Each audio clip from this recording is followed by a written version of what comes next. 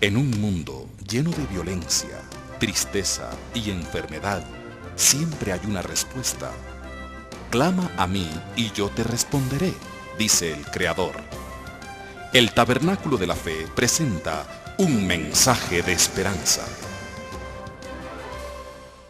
Muy bien, seguimos esta mañana hablando acerca de la iglesia. Hace 8 días hablamos de una de las imágenes de la iglesia. Hoy voy a tocar otra imagen de la iglesia, como lo revela la palabra de Dios. Y hace 8 días hablamos de que la iglesia es la joya más preciosa que en el universo existirá cuando se realice. En la mente de Dios ya está la joya más bella de todo el universo. No hay nada que se compare a la iglesia como está descrita en la palabra. Y especialmente hace 8 días estuvimos estudiando, mirando por lo menos Apocalipsis capítulo 21, verso 9 en adelante, donde habla de la Nueva Jerusalén, que no es otra que la iglesia del Señor, y ya lo vimos por qué. Génesis, o la historia de la creación mejor, comienza con un matrimonio, con una boda, y terminará con una boda. Comenzó con la boda de Adán y Eva, y terminará con las bodas del Cordero. Y esa imagen es preciosa de la iglesia en ese lugar. Y 3 elementos que mencioné que se manifiestan para hablar de la belleza de la iglesia es el oro puro, las piedras preciosas y las perlas. Y una cosa muy bella en la Nueva Jerusalén era que la iglesia se manifiesta allí, la novia, como una y santa. Santidad es un tema muy importante, pero para llegar a la santidad hay que pasar por momentos difíciles en nuestra vida natural. No es algo tan sencillo, pero si decidimos ser santos lo vamos a lograr ser santos como Dios lo quiere. Hacer las cosas que Dios quiere que hagamos tienen un precio muy grande. Y por eso habla de las perlas. No tengo tiempo para volver a lo de las perlas, porque voy a tocar otro punto hoy.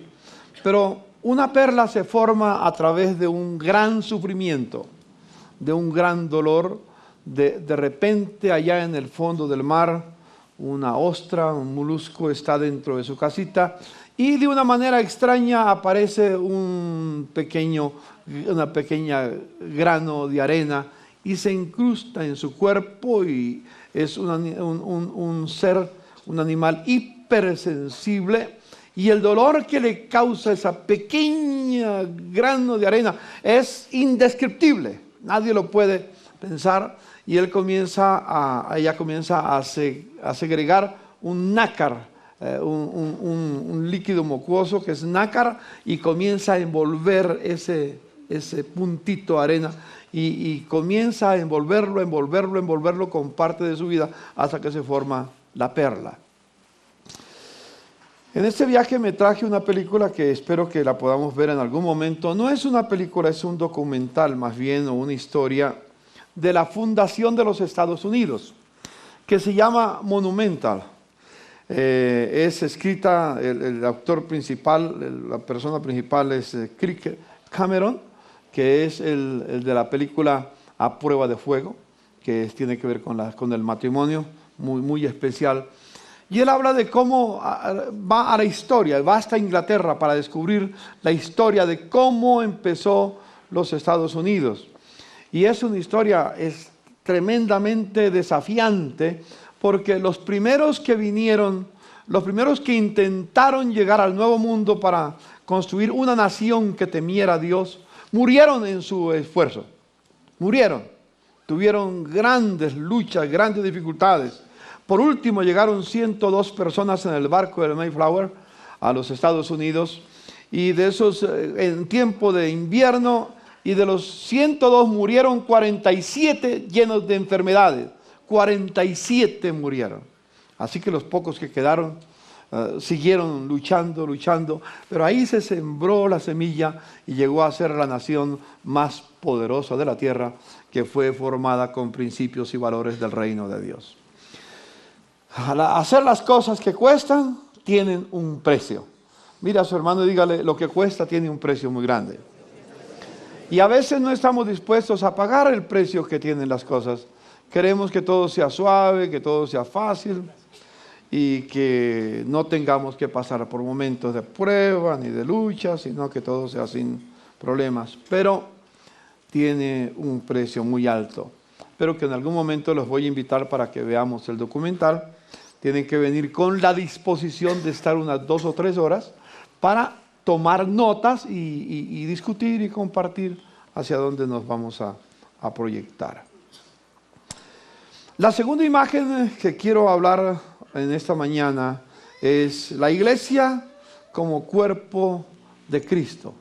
En el libro de Hebreos capítulo 10 versículos 5 al 7 dice el apóstol, escritor de la carta: por eso al entrar en el mundo Cristo dijo, a ti no te complacen sacrificios ni ofrendas, en su lugar me preparaste un cuerpo, es lo que dice Jesús a su Padre. En su lugar me preparaste un cuerpo. No te agradaron ni holocaustos ni sacrificios por el pecado. Por eso dije, aquí me tienes. Como el libro dice de mí, he venido, Dios, para hacer tu voluntad. Jesús hizo, y aquí tenemos que aprender algo muy importante.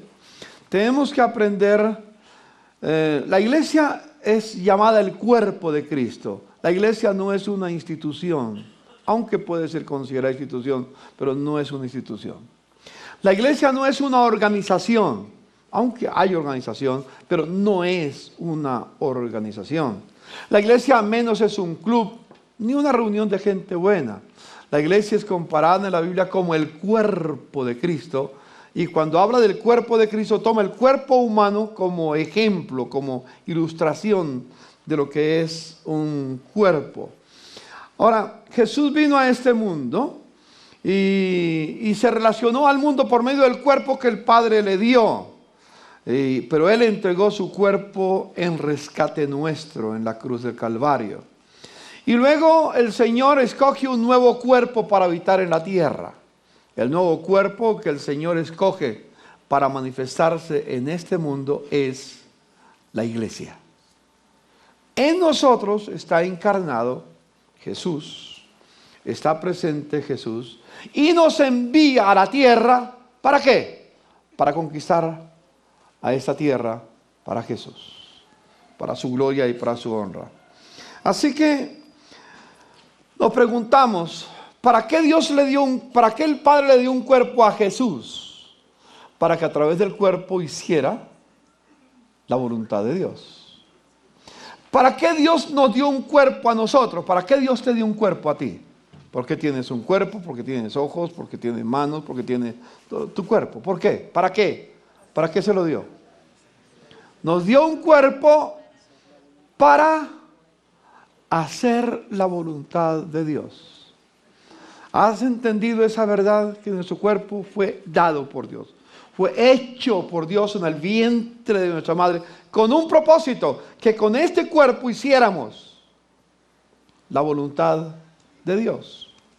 Por ejemplo, en el libro de Romanos, Pablo nos dice lo siguiente: de la misma manera también ustedes considérense muertos al pecado, pero vivos para Dios en Cristo Jesús. Por lo tanto, no permitan ustedes que el pecado reine en su cuerpo mortal, ni obedezcan a sus malos deseos. No ofrezcan los miembros de su cuerpo al pecado como instrumentos de injusticia. Al contrario, ofrézcanse más bien a Dios como quienes han vuelto de la muerte a la vida, presentando los miembros de su cuerpo como instrumentos de justicia. Así, el pecado no tendrá dominio sobre ustedes, porque ya no están bajo la ley, sino bajo la gracia.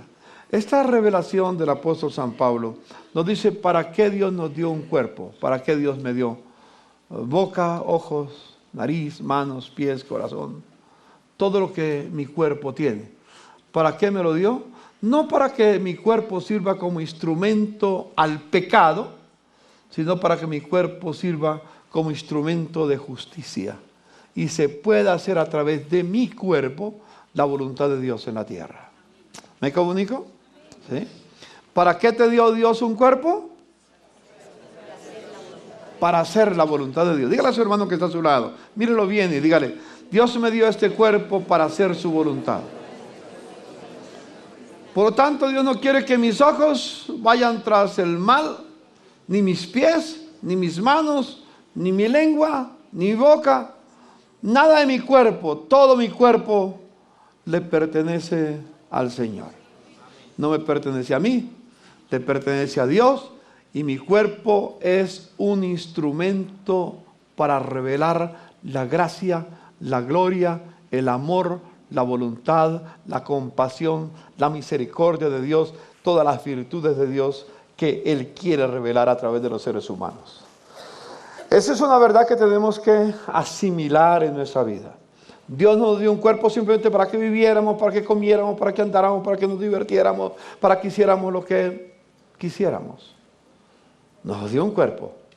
Cuando Dios decidió que tú fueras engendrado, que tú fueras concebido en el vientre de tu madre, y permitió que se desarrollara y llegaras a tener el cuerpo que tienes hoy, lo hizo con un propósito: que a través de tu cuerpo se manifestara la voluntad de Dios. Cristo también tuvo un cuerpo. Por eso Él dedicó su cuerpo para hacer la voluntad del Padre. Nunca utilizó su cuerpo para hacer otra cosa, sino para hacer la voluntad del Padre. Ahora, todo esto nos lleva a un pensamiento muy interesante.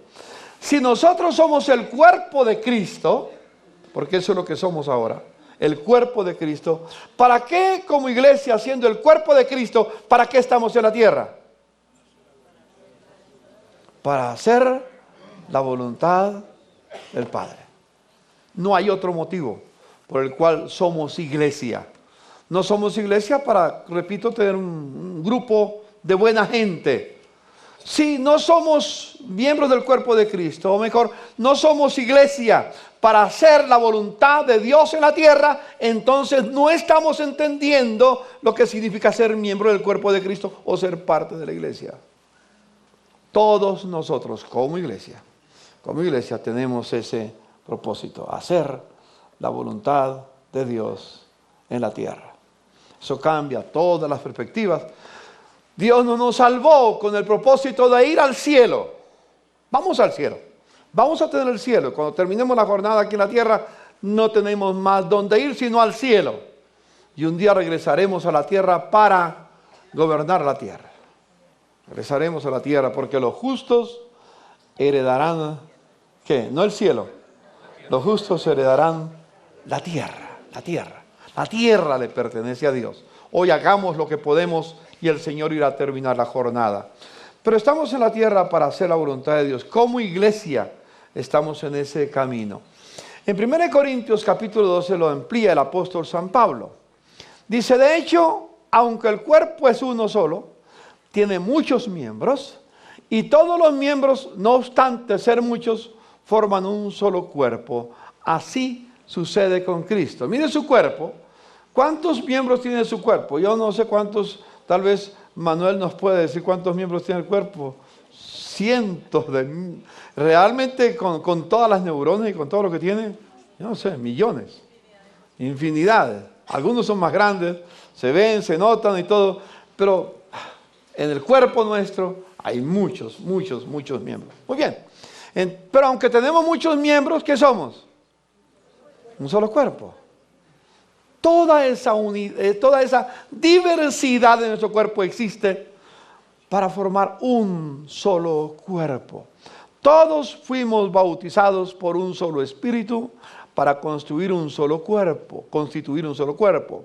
Ya seamos judíos o gentiles, esclavos o libres, y a todos se nos dio a beber de un mismo espíritu. Y sigue diciendo: ahora bien, el cuerpo no consta de un solo miembro, sino de muchos. Si el pie dijera, como ejemplo, como no soy mano, no soy del cuerpo. No por eso, porque él piensa así, dejaría de ser parte del cuerpo. Y si la oreja dijera, como no soy ojo, no soy del cuerpo, no por eso dejaría de ser parte del cuerpo. Si todo el cuerpo fuera ojo, ¿qué sería del oído? Si todo el cuerpo fuera oído, ¿qué sería del olfato? En realidad, Dios colocó cada miembro del cuerpo como mejor le pareció. ¿Sí? ¿Usted piensa que los ojos están bien donde están? ¿O le quisiera cambiar de lugar? ¿Qué tal los ojos en la rodilla?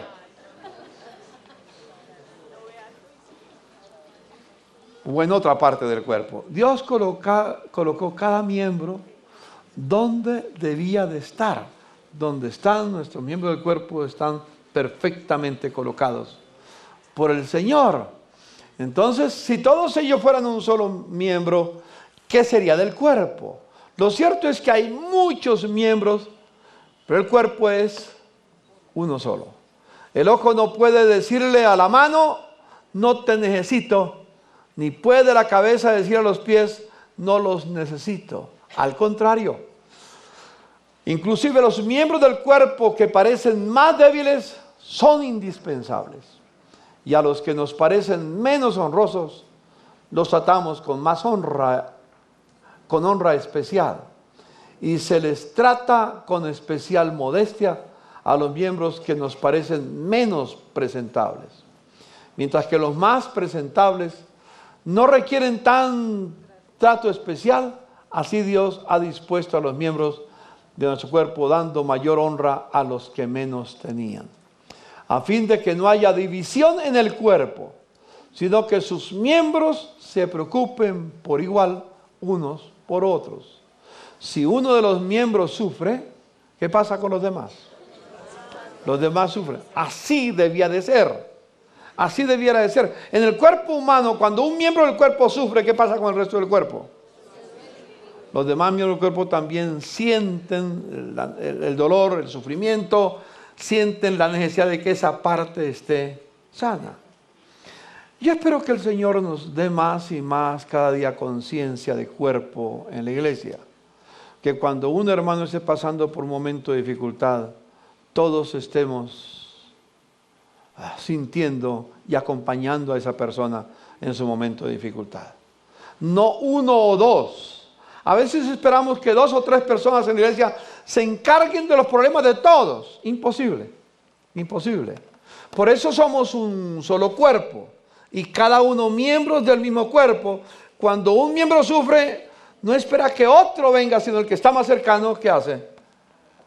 Le ayuda, lo acompaña en el proceso de lo que está pasando. Entonces, los demás comparten su sufrimiento y si uno de ellos recibe honor, ¿qué dice? Los demás, ¿qué pasa? Lo noté esta mañana, cuando anunciamos que mi hermano Javier había sido nombrado viceministro de Defensa, todos se alegraron. Amén. ¿Y cuántos están alegres por eso? Amén. Así debe de ser también cuando alguien está sufriendo. También debemos sentir el sufrimiento de la otra persona, porque es parte del mismo cuerpo. Ahora bien, ustedes son el cuerpo de Cristo. Y aquí lo declara otra vez, ha hecho toda una analogía y hace una declaración. Ustedes son, no somos como el cuerpo de Cristo, sino el cuerpo. No algo semejante, sino el cuerpo de Cristo. Y cada uno es miembro de ese cuerpo. En otras palabras, Jesús no tiene ninguna otra forma de expresarse en la tierra, escuche, sino a través de ¿quién? De la iglesia. La única forma que Jesús se expresa en la tierra es a través de la iglesia. No hay ninguna otra forma. Él no eligió otra forma, porque somos, así como yo me relaciono con el mundo a través de mi cuerpo, Dios, en este caso Jesús, se relaciona con el mundo a través de la iglesia. La iglesia es el cuerpo de Cristo. Ustedes son el cuerpo de Cristo y cada uno es miembro de ese cuerpo. Eso entendámoslo bien, no somos miembros de un club, somos miembros de un organismo vivo, somos miembros de un cuerpo. En la iglesia Dios ha puesto en primer lugar, y aquí coloca apóstoles, en segundo lugar profetas, en tercer lugar maestros, que tienen que ver con pastores, luego los que hacen milagros, después los que tienen dones para sanar enfermos, los que ayudan a otros, los que administran, los que hablan en diversas lenguas. La palabra administra es muy importante, pero también dice los que ayudan, dice el versículo, los que ayudan a otros. ¿Sabes? Yo doy gracias a Dios durante estos 53 años en el ministerio. Dios me ha permitido tener una relación bastante grande a nivel local, a nivel nacional, a nivel latinoamericano y a nivel de la tierra, de apoyar a la iglesia y de influenciar en cierto caso a la iglesia en la tierra. Pero no se debe a que yo soy algo especial. Se debe sencillamente, claro, Dios me hizo un llamado, pero ese llamado yo no lo podría cumplir sin los que tienen el don de ayudas para que yo pueda cumplir ese. Por ejemplo, normalmente utilizo una figura en el matrimonio, que la utilicé ayer nuevamente allá en Cartagena. Cuando hablo a la mujer, le hablo al hombre para que el hombre entienda por qué Dios creó a la mujer de una costilla y no de otra parte del cuerpo. Le digo a los hombres, Dios creó a la mujer de una costilla, porque una costilla queda debajo, cerca del corazón, debajo del brazo y al costado del hombre. ¿Con qué propósito? Cerca del corazón para ser amada, debajo del brazo para ser protegida y al costado del hombre para considerarla igual. Y ese es un punto que enfatizo en los matrimonios, explicándolo. Y cuando hablo a la mujer, le digo antes de que le entregue la argolla, le digo, recuerda que Dios dijo, no es bueno que el hombre esté solo, le haré ayuda idónea. Y cuando pensó en la ayuda idónea, pensó en la mujer. Y le digo a las esposas, a las novias, ustedes tienen dones, talentos, capacidades, virtudes que Dios ha colocado en sus vidas. Desarrollen todos los dones que tienen, todas las capacidades que Dios les ha dado. Porque este hombre con el cual te vas a casar nunca podrá lograr lo que Dios ha diseñado para él en la tierra sin tu ayuda. Y eso nos pone a nosotros, a los hombres que nos sentimos muy machos, nos pone en dificultad. Pero los que conocemos el plan de Dios, cuánta gratitud le damos a Dios por nuestra esposa. Porque no lograríamos lo que logramos sin la ayuda de la esposa. Y por eso oramos por Marcela. Javier, si Dios te ha llevado al sitio donde te lleva y te va a llevar, gracias a Dios por esa mujer que Dios te ha dado. Es un regalo que el Señor te dio. Es tu ayuda idónea. ¿Sí? Ese aspecto de ayuda es muy importante. Hablando en otra dimensión, yo he logrado lo que he logrado por mi esposa, gracias a Dios. Y yendo ya en el cuerpo de Cristo, en la iglesia, yo he llegado también donde he llegado a través de aquellos que están conmigo, con el ministerio que Dios les ha dado y que son ayuda para desarrollar el ministerio. Escribí un libro. Yo soy malo para escribir. Y entonces me dice la gente, ¿cómo te quedó de espectacular el libro? Hermano, mire, lo empecé a leer y no paré hasta que no lo terminé, porque es una secuencia que no para. Que no han leído, me dicen exactamente igual. Pero sabe, sí, es parte de la historia de mi vida, pero yo no lo escribí. Lo escribió una periodista que se llama Alba Judith Santoyo.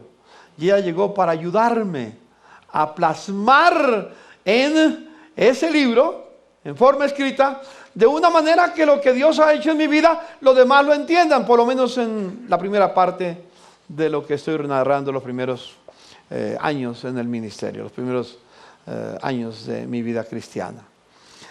Y tengo en la iglesia muchas personas que han sido un don especial para mí, tienen el don de ayudas.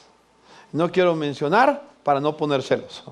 Pero la verdad es que hay algunos más que otros, pero de una o de otra manera he podido ir adelante porque alguien decidió, cuando alguien tiene el don de ayuda, no busca promoverse él, es como un mentor. Un mentor no busca promoverse él, sino animar al mentoreado para que triunfe en la vida. Y yo tengo en la iglesia muchos hermanos, hermanas que han decidido decirle al Señor: Señor, queremos que tu hijo haga lo que tú le has dado y yo lo voy a ayudar. Y yo bendigo al Señor por esos que me han ayudado. Ese don parece insignificante, ese don, pero no lograríamos lo que logramos sin los que tienen el don de ayudas. Me comunico, estoy hablando de la importancia del don, aunque parezca insignificante, ayudar. Lo importante es estar adelante, no. Los que están adelante porque alguien los ayudó. Si nadie los hubiera ayudado, no estarías donde estás. Y no vas a llegar donde vas a llegar sin la ayuda de otros. Digámosle al Señor: gracias a Dios por los que ayudan. Amén. Esa es una bendición muy, pero muy especial en la vida. Así que todos los dones, aun los que parecen más insignificantes, son vitales. Sin esos dones insignificantes no podríamos lograr lo que nosotros alcanzamos en la vida. Y eso lo hizo el Señor.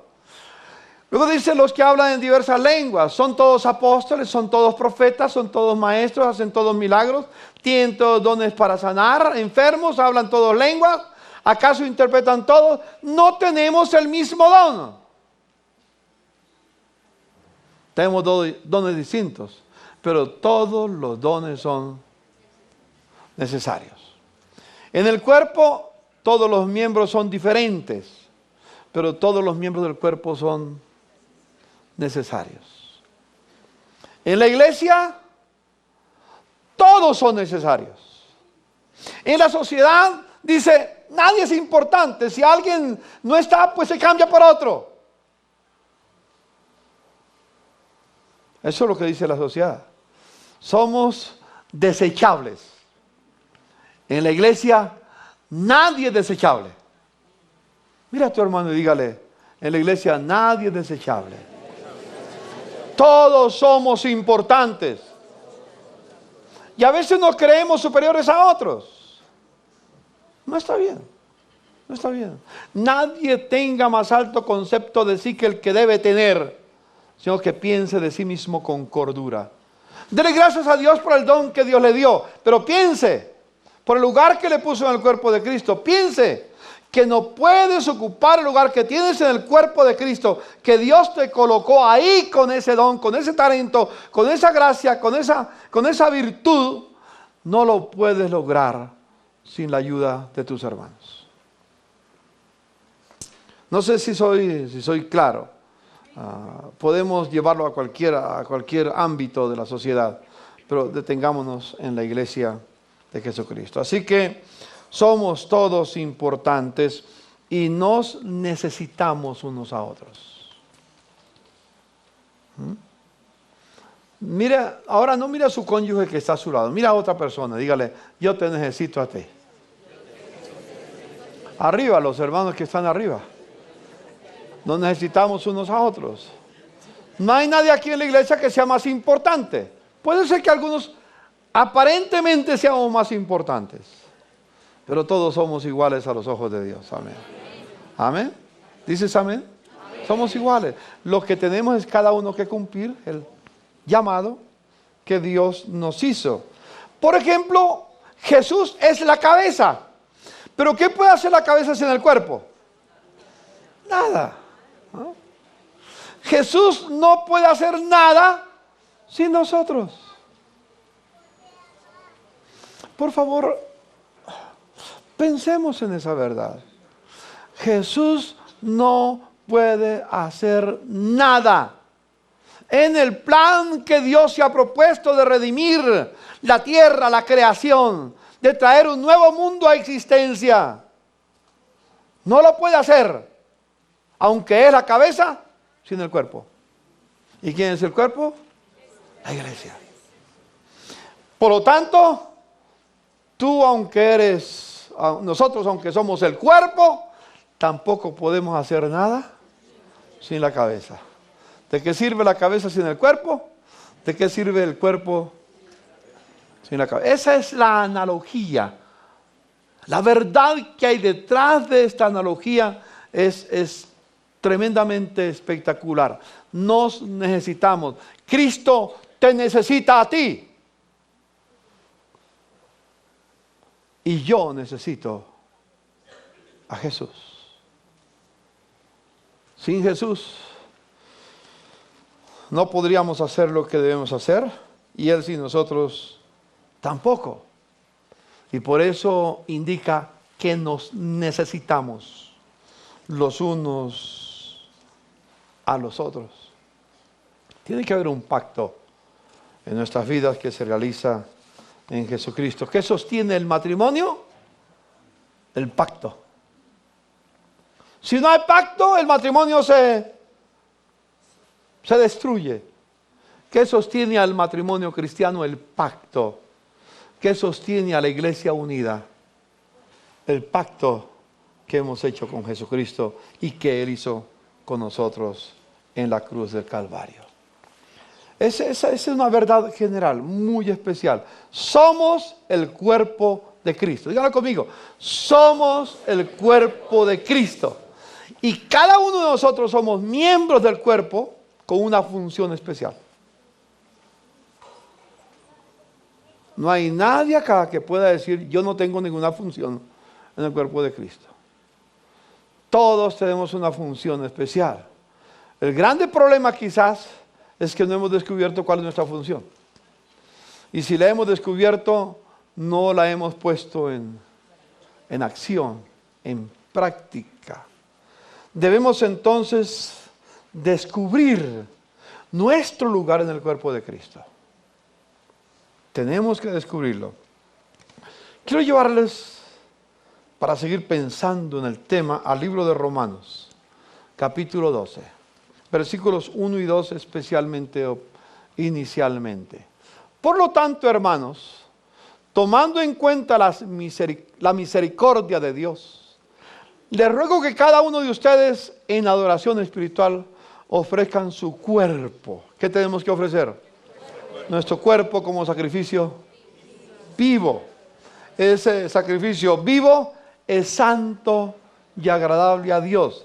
Significa que debemos de entregar nuestro cuerpo, rendirlo completamente a los pies de Jesucristo como un sacrificio para su gloria y para su honra, para su honor, para su misericordia. Luego dice, no se amolden al mundo actual, sino sean transformados mediante la renovación de su mente. Así podrán comprobar cuál es la voluntad de Dios, que es buena, es agradable y perfecta. Veamos varias cosas que nos dice este pasaje. Primero, tenemos que presentar nuestro cuerpo como sacrificio vivo a Dios. Y la pregunta, como ya lo mencionamos antes, ¿de quién es tu cuerpo? ¿Es tuyo o es de Cristo? ¿De quién es mi cuerpo? Es una pregunta que tenemos que seguir haciéndonos. ¿A quién le pertenece mi cuerpo? La verdad bíblica dice que mi cuerpo le pertenece al Señor. Y si le pertenece al Señor, Él me dice, preséntame tu cuerpo entonces. Tu lengua, tus ojos, tus manos, tus pies, tu corazón, todo tu ser, preséntamelo en sacrificio vivo, entregado, rendido completamente a Dios. Dios quiere una iglesia consagrada. Dios quiere una iglesia rendida. Dios quiere una iglesia entregada. Dios quiere una iglesia que no busque hacer la voluntad de ellos, sino la voluntad de Él. Una iglesia consagrada como se necesita hoy en día. Como esta iglesia debe de ser, todos nosotros debemos de ser una iglesia rendida, una iglesia entregada, una iglesia consagrada, En otras palabras, una iglesia santa. Una iglesia santa es una iglesia que vive para agradar a Dios. Para eso vive, para eso es iglesia. Para eso es mi cuerpo, para agradar a Dios. Y como iglesia, para eso somos iglesia, para agradar al Señor. Lo segundo que nos dice en ese pasaje, lo segundo importante que encuentro, primero es presentar nuestros cuerpos en sacrificio vivo, santo, que es nuestro culto racional, agradable a Dios. Y luego dice, el segundo aspecto que yo veo importante en el versículo 2 es la mente renovada. Hay transformación por medio de la renovación de la mente. Todos pensamos diferente, claro que sí, pero hermanos, tenemos que pensar que nuestra mente debe llevarnos al momento de no estamos para agradarnos a nosotros, sino para hacerle agradable al Señor. Por ejemplo, en el libro de Romanos, en el capítulo 8, versículos 5 al 13, dice: los que viven conforme a la naturaleza pecaminosa, fijan la mente en los deseos de tal naturaleza. En cambio, los que viven conforme al Espíritu, los que son renovados en su espíritu, fijan la mente en los deseos del Espíritu. ¿Dónde está fijada nuestra mente? ¿En los deseos de la naturaleza humana, los deseos de la carne o los deseos del Espíritu?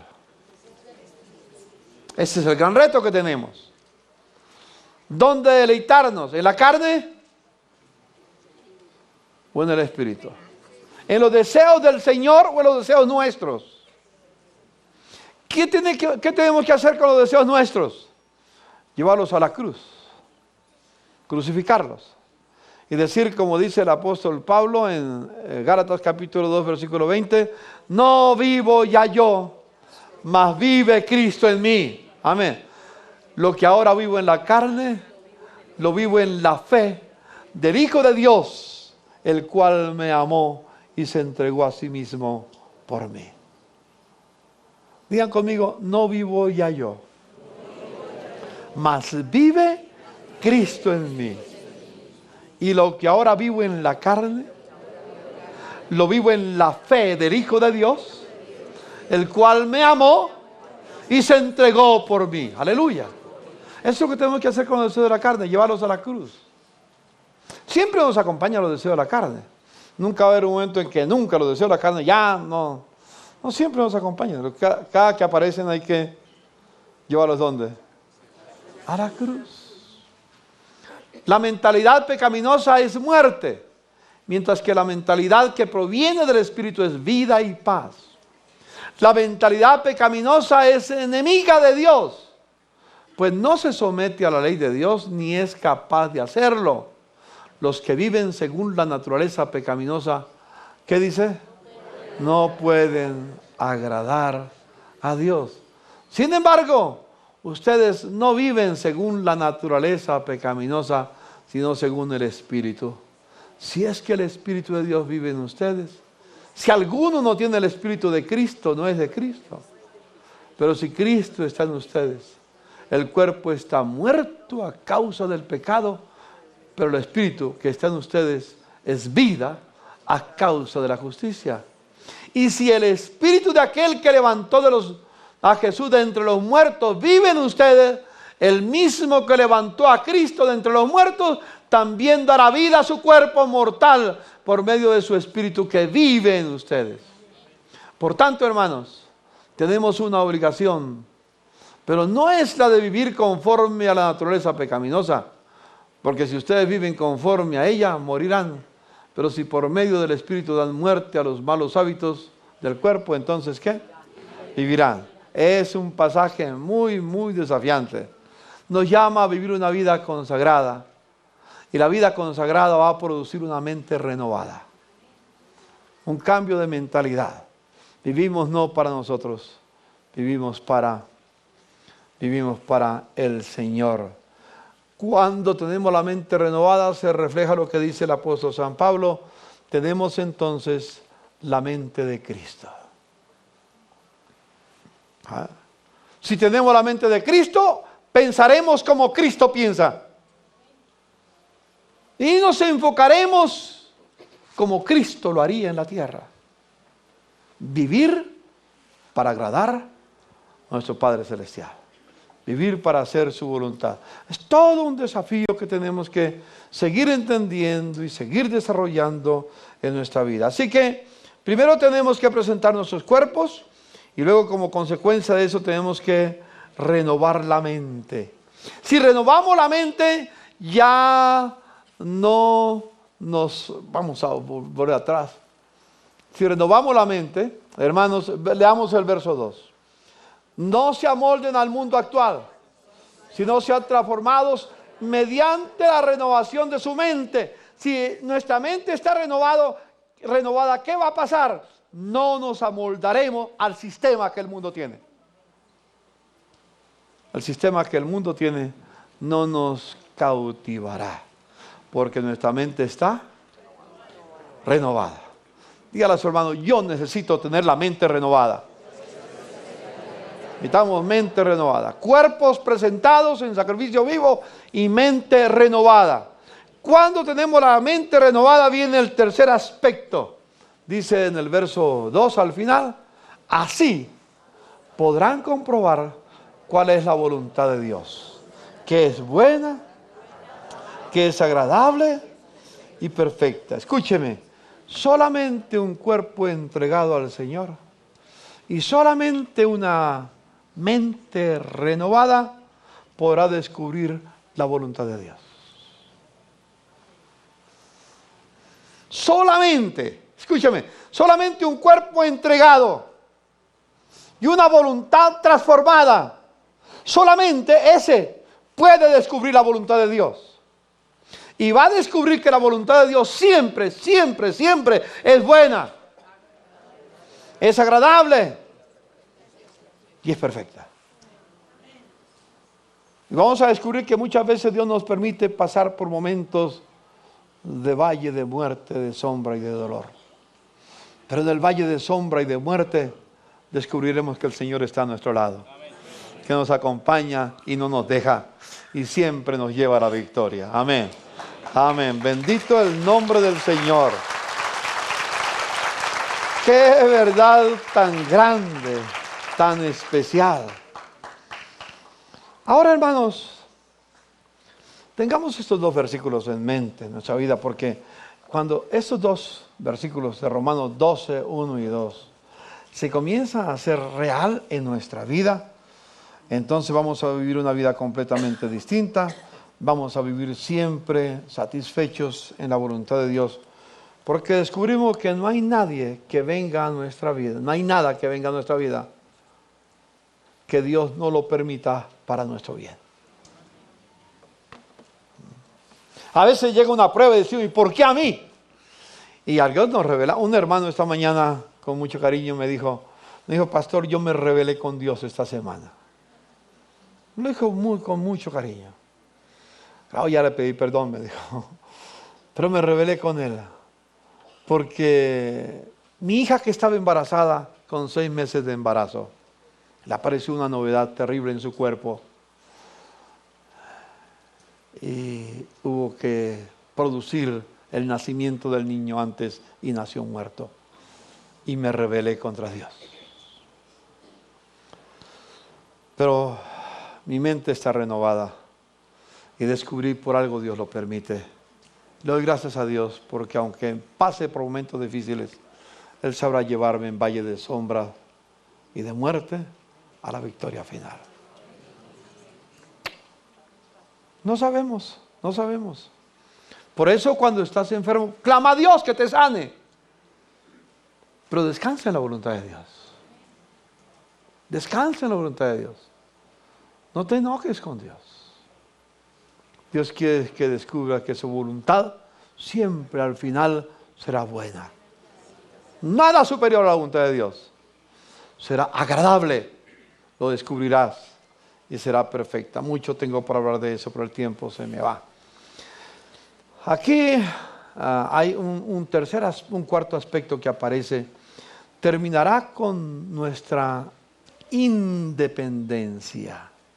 Eso de yo no te necesito, no es cierto. Nos necesitamos unos a otros. Somos en el cuerpo de Cristo, escúcheme lo que voy a decir, en el cuerpo de Cristo somos indispensables. Y somos irreemplazables. En el cuerpo de Cristo no hay trasplantes. No hay trasplantes. Es decir, tú no eres irreemplazable. Tú eres único en el cuerpo de Cristo. Mira a su hermano y diga, yo soy único. Nadie me puede reemplazar.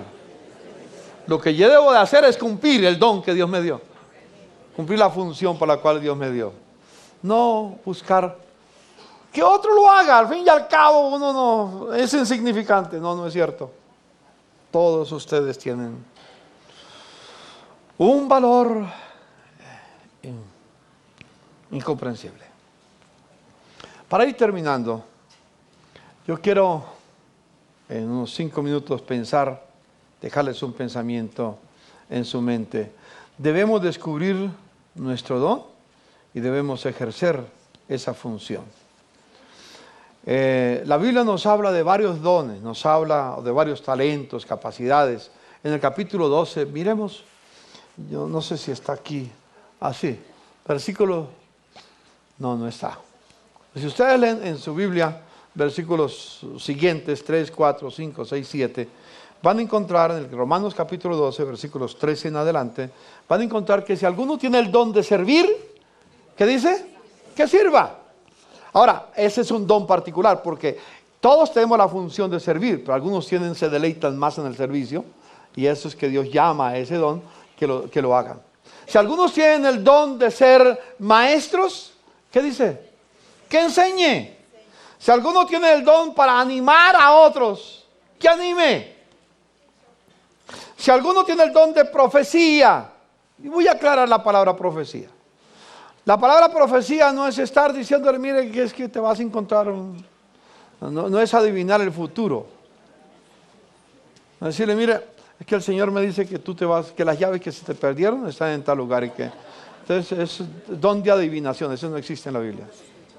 Ese no es, no. Y algunos lo usan el don de profecía como don de sospecha. La palabra profecía, según en 1 Corintios capítulo 14, dice, tiene 3 funciones. Exhortar, no regañar. Animar y consolar. El que tiene el don de profecía, anima, exhorta y consuela. ¿Tienes ese don? Ejércelo. Lo necesitamos. Otros no tienen ese don, no tienen esa capacidad. Otros tienen la capacidad para socorrer, para ayudar a los necesitados, para dirigir. En fin, muchos dones hay en la Escritura. Yo voy a mencionar algunos prácticos en la iglesia. Unos prácticos, unos 3 o 4 que vienen a la mente que necesitamos que entienda. Por ejemplo, los servidores que están aquí. ¿Quiénes son los servidores? Los que reciben la gente, los que acompañan, etcétera. Esos que están de servidores son claves. Y yo le digo a los servidores, ustedes son clave, ustedes son la imagen de la iglesia a los que vienen. Depende cómo ustedes reciban a la gente afuera. La gente se llevará una imagen de la iglesia. Si lo recibe con alegría, con una sonrisa, le dice bienvenido, si está pronto para ayudarle. Esa actitud es una imagen positiva. Pero algunos saludan a otros como con cara de limón, como bautizados con limón. No ejercen ninguna función agradable en el cuerpo.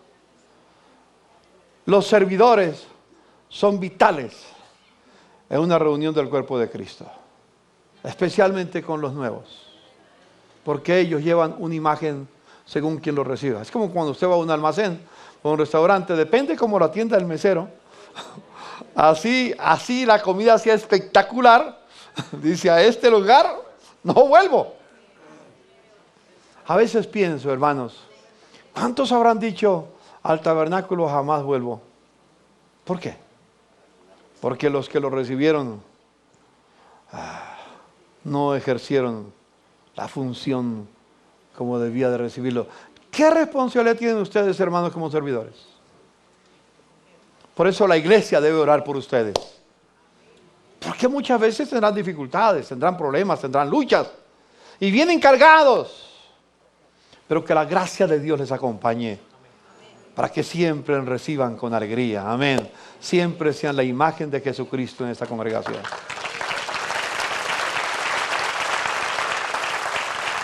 Y necesitamos más. Mi hermano Mario me dice, pastor, necesitamos más. ¿O no, Mario? Él es el director de los servidores.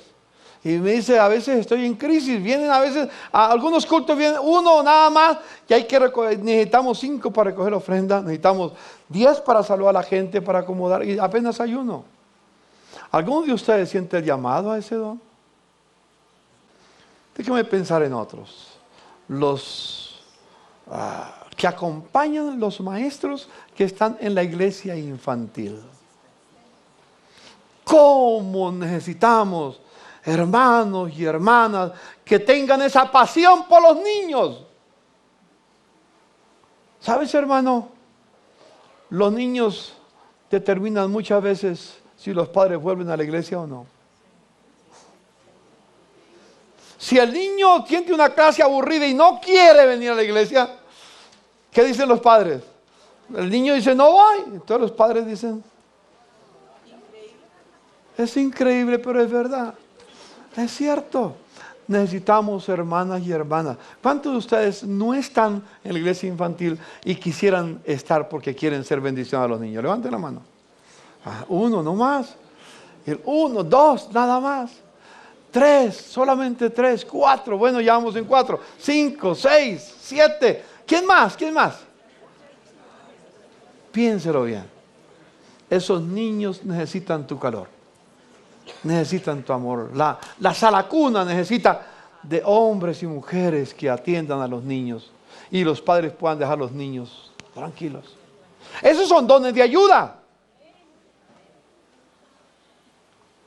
Quizás a mí me gustaría, pastor, servir en la iglesia en el lugar que usted tiene. Bueno, si Dios te manda, amén.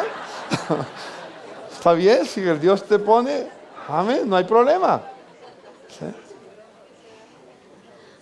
Pero hay que empezar sirviendo. Hay que empezar sirviendo.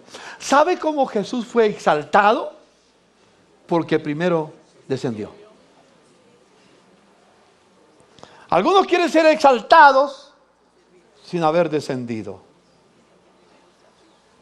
¿Quieres ser exaltado? Tienes que servir. Dígale a su hermano, ¿quieres ser exaltado? Tienes que servir. Dios dice más adelante, desean los mejores dones, pero esos mejores dones van acompañados de esa realidad. Los de adoración, termino con esto. Los de adoración. Necesitamos, ¿qué sería esta reunión de santos sin los músicos? Sin los que presiden, sin los que cantan, sin las niñas que danzan aquí al frente. ¿Cómo sería una reunión? Simplemente conferencia, punto. Todos los domingos. Lo que hace bello la reunión es estos jóvenes que dedican su vida, su tiempo, talentos y dones para cantar, para adorar, para motivarnos. ¿Cuánto necesitamos esos músicos, no es cierto? Si algunos de ustedes saben, si algunos de ustedes tienen el don de la música, únanse a ellos. Yo me alegré ver un hermano que está cantando por primera vez hoy. ¿Qué se me hizo el cantante? Por allá está, ahí está. Amén. Amén. Bienvenido, hermano. Bienvenido al equipo. Y seguro que hay más. En fin, descubramos el don. Y ministremos para gloria de Dios. Usted tiene en esta congregación el privilegio y la oportunidad de ejercer el don que Dios le dio. El talento que Dios le dio. Es tu decisión. Las puertas están abiertas. Hay requisitos, hay condiciones, natural. Sobre todo condición de una vida santa. Esa es la condición número 1. Una vida santa. Porque lo que se hace acá, o en su casa, en cualquier parte, pero hablando de esos ministerios, se hace para gloria de Dios. Señor, te damos gracias esta mañana. por la oportunidad de conversar con mis hermanos y comunicarles tu gracia, tu verdad. Somos tu cuerpo. Somos miembros, cada uno de nosotros en el cuerpo. Y la función que desarrollamos en el cuerpo, como tú lo estableciste, es indispensable. Señor, si esta comunidad no funciona mejor, es sencillamente porque algunos no funcionan en sus dones, en sus capacidades. Señor, permite que termine la actitud de asistir y comience una nueva actitud de ejercer función de miembro en la iglesia y ejercer el don para el cual tú nos creaste.